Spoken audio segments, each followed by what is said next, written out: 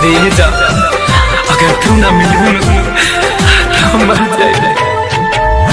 दिल के दर्द दिया के मिले ना दवाई हो, दिल के दर्द दिया के मिले ना दवाई हो।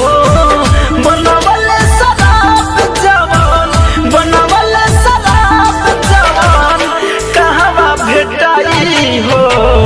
दिल के दर्द दिया के मिले ना दवाई हो, दिल के दर्द दिया के मिलना दवाई हो, दिल के दर्द दिया।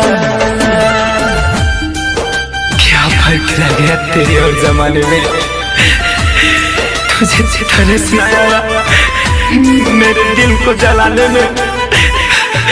आज टूट कर बिखर गया हूँ मैं कुछ इस तरह कि ढूंढता हूँ तुझे हर शराब के पैमाने में। ओहो मोहब्बत में खैले होई धोखा, एही से चीज एगो बनवले अनोखा। ओहो मोहब्बत में खैले होई धोखा, एही से चीज एगो बनवले अनोखा। लागल बयाग दिल में कैसे बुझाई हो, लागल बयाग दिल में कैसे बुझाई हो। बनवले शराब जवान, बनवले शराब जवान कहवा भेटाई हो।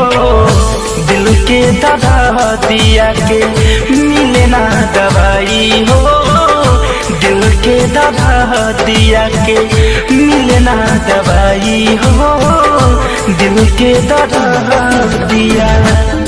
दर्द छुपाने की अब जरूरत नहीं है मुझे, बहुत मशहूर हो गया हूँ मैं झूठा मुस्कुराने में।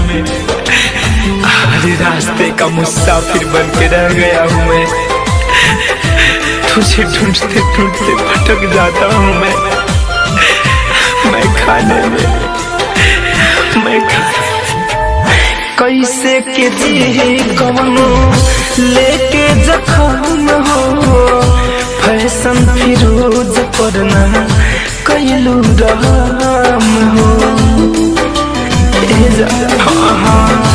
कैसे के जी कवनो लेके जखम हो।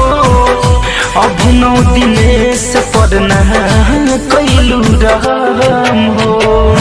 धरे धनंजय ओके कैसे भुलाई हो, धरे धनंजय ओके कैसे भुलाई हो।